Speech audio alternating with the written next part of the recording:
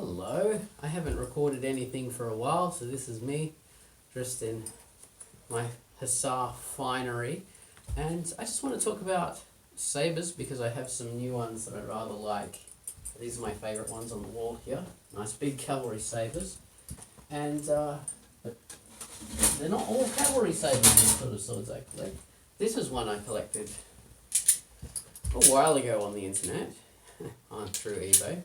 And this is a infantry sabre, but it would have come about, well, they often call these flank officers' sabres, would have come about in the late 1700s after 1796, when the 1796 light cavalry sabres started to become popular, and officers were issued their spadroons, which weren't so popular, so they went into what was more fashionable and fun, which were sabres, and they wanted to imitate particularly the 1796 light cavalry sabre. So these there's an enormous range of many different kinds of sabres that came about because of that, and this is one of them. This is an officer's sabre, and I'll show this just a second. But I've got some other examples. This here is a lower ranking officer's sabre.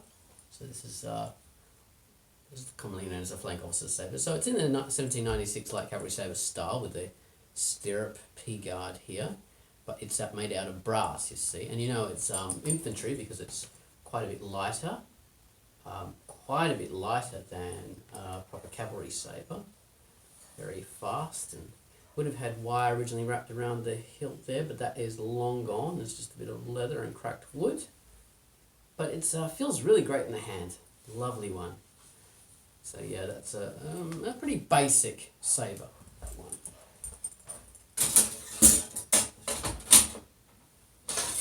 And there's this one here, which is even shorter. This is quite a bit shorter than the other one. Hasn't been cut down because you see the fuller is a bit lower on the blade. Same sort of hilt, exactly, brass P-guards, stirrup hilt. Wood, the wire's gone, only a tiny bit of leather remaining, and it is exactly the same weight as the other one, even though it's shorter. But it tapers down properly. It hasn't been cut down. It's just a shorter sabre. That's about the same length as the some of the shorter infantry hangers that they would have worn. So yeah, that's another sabre influenced by the style. And then this one, which is my pride and joy.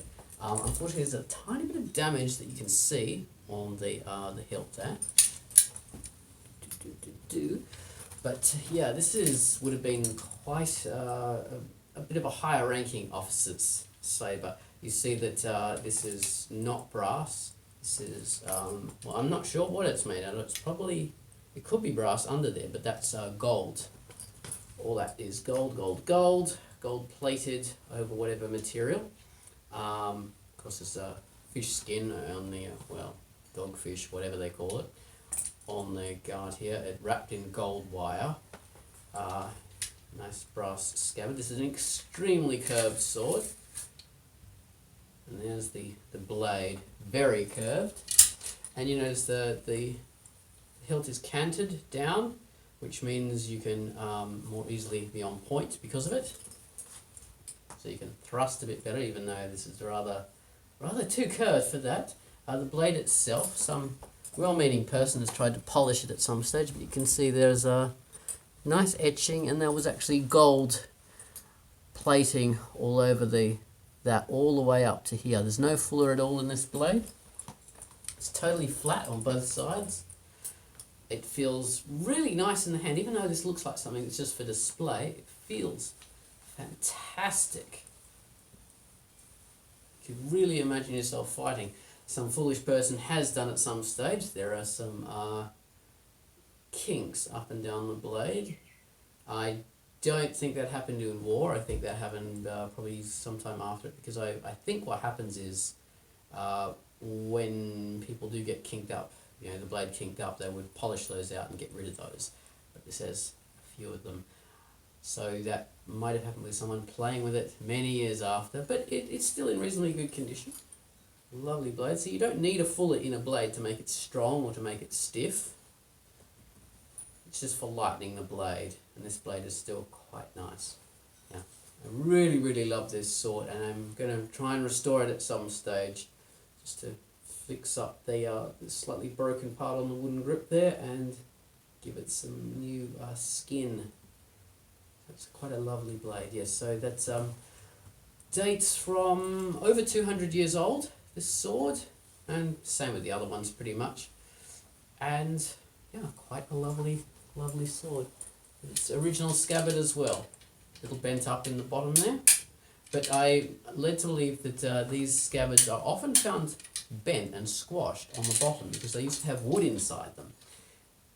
Some of them still do have wood, but what would happen was the wood would swell when it got wet and make the blade very hard to come out, or contribute to corrosion of the blade. So people tended to remove the wood from inside the scabbard and squish it down in order to stop the sword rattling.